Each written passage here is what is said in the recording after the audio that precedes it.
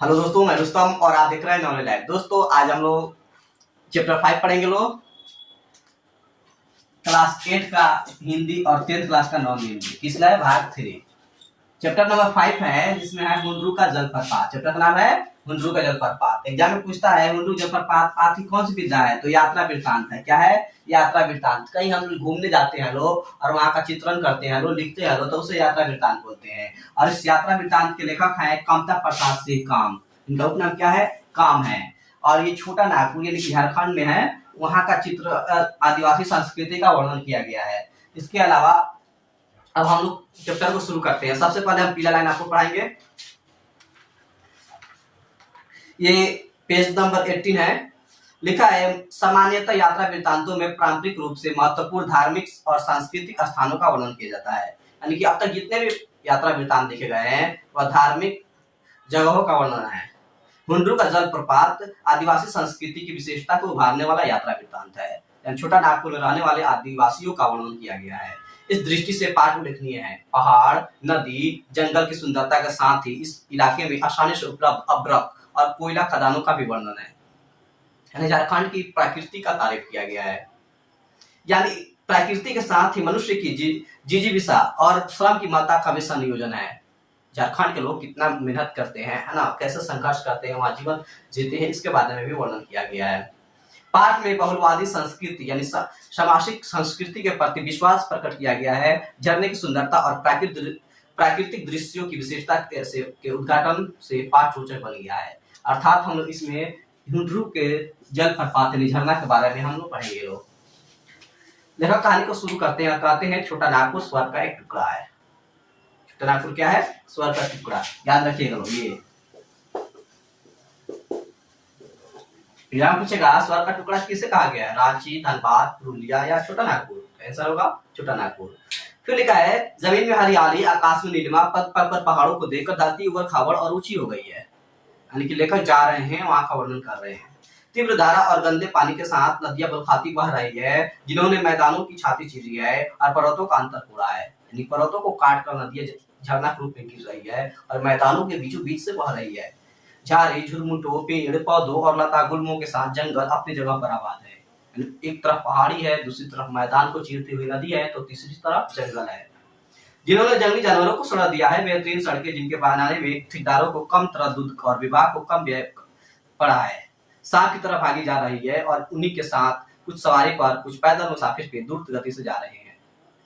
ये वहां का क्या है? प्रकृति का चित्रण किया गया है। बताया गया है कि किस तरह से वहां पे सड़कें बनाया गया है, लोग कैसे वहां पे सफर करते हैं।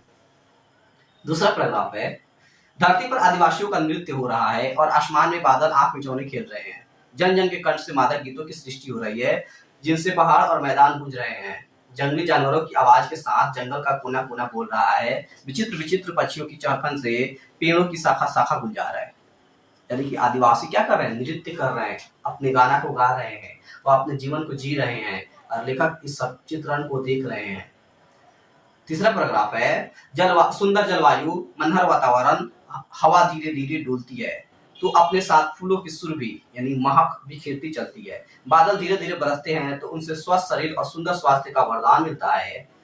नदियां कलकल छल छल स्वर बहती हैं तो किनारे पर के रहने वालों की अमृत बांटती जाती है। झरने सतत झरझर कर आंखों को तरी तथा नमी, कल्पना को सुंदर खुराक, चित्त को स्वच्छता और पवित्रता प्रदान करते हैं। यानी कि झारखंड में बहुत सारे झरने हैं, ठीक है ना, उसका लेखक वर्णन करते हैं। फिर क्या है खानों में कोयला और अभ्रक, जंगल में तरह तरह की लकड़ियां, फूल फुनगियों पर नाचती तितलियां फल भार से झुके जा रहे हैं। पेड़, सुबह संपन्न अवर्णीय घाटियां, सुषमा की दर्शनीय नदियां, हरितिमा वाले मनमोहक मैदान, मन पर जादू जैसा असर करने वाले पर्वत, मस्त निवासी, इन सब के साथ यह छोटा नागपुर है। ये किसकी विशेषता है? छोटा नागपुर के। वहां के खान, जहाँ से कोयला निकाला जाता है उसे खान बोलते हैं, ठीक है ना। एक और पृथ्वी अपने कोष को उगल रही है तो वह कोयला बनकर लोग घरों में सोना ला रहा है। एक और पृथ्वी अपने चमक दमक का प्रदर्शन कर रही है तो वह अभ्रक बनकर दुनिया का श्रृंगार कर रही है। यानी कि वहां से कोयला निकलता है, अभ्रक निकलता है, जिससे वहां के आदिवासियों की जिंदगी में सुधार होता है ना। वे लोग अपने घरों में सोना लाते हैं, अनाज लाते हैं। अपने निरंतर संघर्ष से नदियां पत्थरों को खरीद खरीद कर एक नवीन आकार में प्रस्तुत कर रही है। तो लोग उसे श्वेत शालिग्राम कहकर पूजते हैं। पत्थरों से करुणा की धारा झर रही है, जिसे लोग झरना कहकर विस्मित भाव से देखते हैं। लेखक कह रहे हैं कि वहां पे बहुत बड़े बड़े ऊंचे ऊंचे पर्वतों पर से झरना झर रहा है, जिसे लोग बहुत ही आश्चर्यचकित होकर के देखते हैं। पेज नंबर 19 का सेकेंड पैराग्राफ है। इस छोटा नागपुर में कई दर्शनीय झरने हैं, पर उनमें हुंड्रू का झरना निराला है। मैं जब भी रांची गया हुंड्रू देखने जरूर जाता हूँ। लेखक जो है जब भी रांची जाते हैं घूमने के लिए, झारखंड की राजधानी है, और हर बार हुंड्रू को देखने जरूर जाते हैं। यह झरना है जिसने मेरे मन प्राण पर जादू किया है। यह झरना है जिसकी स्मृति भूलती नहीं। यह झरना है जिसके बारे में मैं लिखते हुए अकाता नहीं। यानी कह रहे हैं मैं उसके बारे में कितना भी लिखता हूँ थकता ही नहीं हूँ। रांची से पुरुलिया वाली सड़क पर 14 मील जाने के बाद एक सड़क मिलती है जिससे हुंड्रू पहुंचते हैं। पुरुलिया रोड से उसकी दूरी 13 मील है, यानी रांची से हुंड्रू 27 मील दूर है।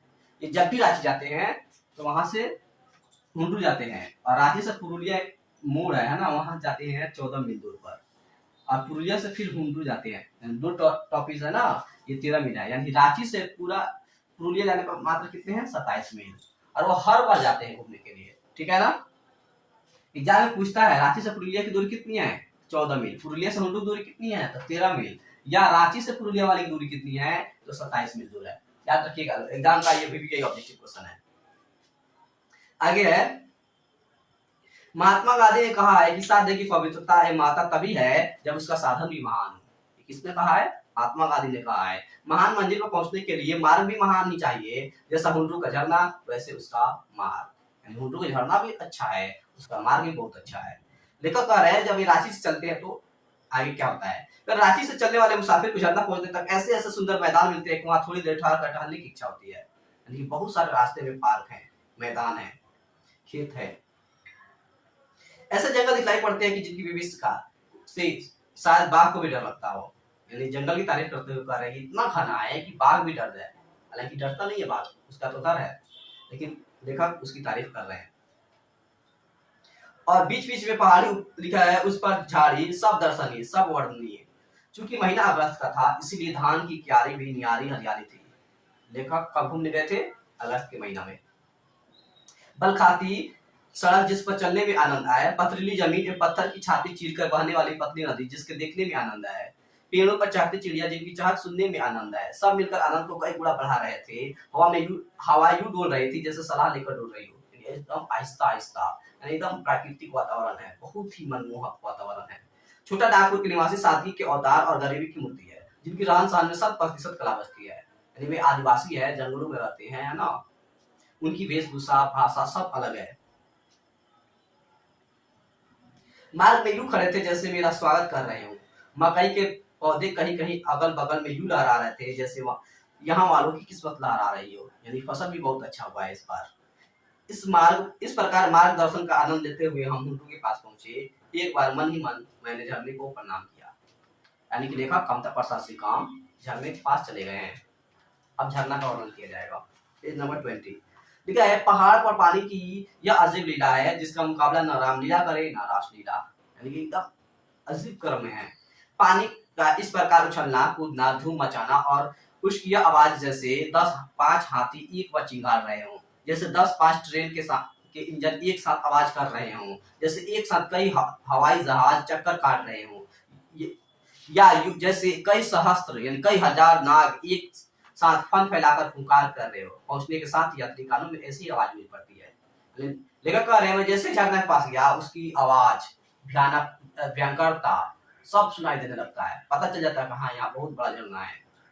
और अब झरने देखने लगा, वातावरण की पवित्रता ऐसी की मालूम होता है कि मानो हम देवलोक के सभी पहुंच गए। यानी कि ऐसा एकदम स्वर्ग की तरह लगता, एकदम शांत वातावरण, चिड़िया पक्षी, जंगल, हरियाली, मैदान, झरना। कह रहे है क्या यह युग युग से पानी का आघात है, पत्थर की बर्दाश्त है, और यू एक प्रकार से यह पत्थर की क्षमता का प्रदर्शन है। एक पत्थर ऐसा भी है जिसकी छाती को चीर कर पानी निकलता है। यू एक प्रकार से यह जल की क्षमता का प्रदर्शन है जिसके सामने पत्थर भी मात है। हाँ, पत्थर मात है करुणा के सामने, प्रेम के सामने, जिसके अपार बल के स्वरूप पत्थर की छाती से धारा फूटती है, पत्थर की आंख से आंसू निकलते हैं और पत्थर का कलेजा पिघल जाता है। करे हजारों वर्ष से झरना बह रहा है, और वहां जहाँ पे झरना बहता है वहां पे 2 तरह के पत्थर है। एक पत्थर है जो फट चुका है, कट चुका है और उसके बीच से झरना निकलती है। यह पता चलता है, पानी की ताकत को दिखाता है, ठीक है, कि इतने बड़े पत्थर को भी काट दिया है। आप एक बाल्टी पानी कहीं गिराइएगा ना, कुछ असर नहीं करेगा, मगर अगर बाल्टी में होल कर देंगे, उसके बाद से पानी एक एक बूंद गिराएंगे तो वहां पे होल कर देगा, खदार देगा जमीन को, ठीक है ना। ये पानी के प्रदर्शन है। फिर कह रहे एक ऐसा पत्थर है जिसमें हजारों साल से पानी गिर रहा है मगर आज तक वह टूटा नहीं है, उसके अंदर दरारें नहीं पड़ी है, यह पत्थर का प्रदर्शन है। करे पहाड़ पर नदी का यह खेल है। नदी है श्रवण रेखा नदी। गुड्डू का झरना किस नदी पर बना है? तो श्रवण रेखा नदी पर बना है। किस नदी पर? श्रवण रेखा नदी पर, जो 50 मील आगे है जिसका उद्गम स्थान, ठीक है ना। जिसके उद्गम स्थान से 50 मील आगे आकर हुंडरूप का यह झरना है। श्रवण रेखा नदी रांची, धनबाद, सिंहभूम, बालासोर जिलों से होकर बंगाल की खाड़ी में गिरती है। यानी झारखंड के कुछ जिलों से होते हुए, खासकर रांची से, धनबाद से, सिंहभूम, बालासोर से होते हुए कहाँ गिरती है? बंगाल की खाड़ी में। ये इंपोर्टेंट है, पूछता है श्रवण रेखा नदी कहाँ गिरती है?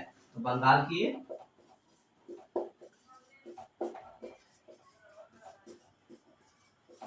खाड़ी में गिरती है, ठीक है ना। ये ऑब्जेक्टिव क्वेश्चन है।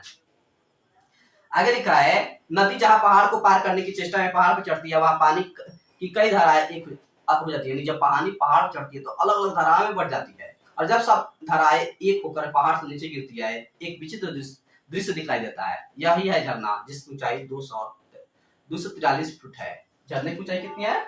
243 फुट, ठीक है ना। उजला पानी ऐसा प्रतीत होता है कि पानी के चक्कर और भौर में पिसकर पत्थर का सफेद चूड़ गिर रहा है। कभी ऐसा भी मालूम होता है कि रुई धुनने वाला आदमी धुनकी पर कई धुनकर ऊंचे लिखा है, धुनकर ऊंचे बैठा हुए गले को नीचे गिरा रहा है। बचपन में हवा मिठाई लेकर फेरी वाला आता था तो उसका रंग लाल होता था। प्रतीत होता है वैसे ही, लेकिन उजले रंग की हवा मिठाई लेकर पर्वत आज स्वयं फेरी देने निकला है। यानी कह रहे हैं कि पानी एकदम सफेद रखता था, लगता था पत्थर को पीस करके सफेद चूर्ण गिराया जा रहा है, या रुई धुन करके ऊपर से गिराया जा रहा है, या उजला हवा मिठाई लेकर के गिराया जा रहा है, फिर दिया जा रहा है। ये तारीफ कर रहे हैं झरने के पानी का। ठीक है। और कहीं कहीं बीच में चट्टान जब पर्वत धारा पर गिरती है तो संघर्ष इंद्रधनुष जैसा रंग उत्पन्न होता है। जान पड़ता है कि सतरंगा पानी हवा में उड़कर विलीन हो रहा है, या हवा में उड़ता इंद्रधनुष फड़फड़ा रहा है। यानी कि जब पानी के छींटे पड़ते हैं तो सूरज की रोशनी पड़ती है तो वहां इंद्रधनुष का भी निर्माण होता है, जो बहुत ही सुंदर दृश्य दिखाई देता है। पेज नंबर 20 का आखिरी पैराग्राफ है। चारों ओर जंगल और पहाड़ के बीच में प्रकृति की यह लीला स्थली है। झरना की एक ओर जंगल रांची में है और एक ओर का जंगल हजारीबाग में, और बीच में झरना बह रहा है। मानो उसका यह संदेश है कि वह सबके लिए है, सबका कल्याण उसका उद्देश्य है। वह न रांची का है न हजारीबाग का, बल्कि सबका है। जंगल से निकलते हुए यह झरना पूरे इलाके को पानी दे रहा है। लोग वहां के जीव जंतु उसी से जी रहे हैं। पेज नंबर 21 है। बड़े झरने की बगल में 1 इंच मोटी एक धारा ऊपर से नीचे धीरे धीरे पत्थरों से उतर रही है। यानी बड़ा झरना जहाँ है उसी से एक साइड अलग 1 इंच पतला झरना गिर रहा है, पतली धारा। जैसे महादेव जी पर कोई भक्त दूध चढ़ा रहा हो। नीचे जहाँ घनघोर धारा गिरती है वहां पानी करीब 20 फुट ऊपर जाता है। यानी जब झरना गिरता है ऐसे ऊपर से नीचे, ये कितना ऊंचा जाता है? फिर वापस 20 फीट तक ऊपर चला जाता है, और इसकी ऊंचाई है 243 फुट। और कहाँ गिरता है? तो बंगाल की खाड़ी में। फिर आगे लिखा है,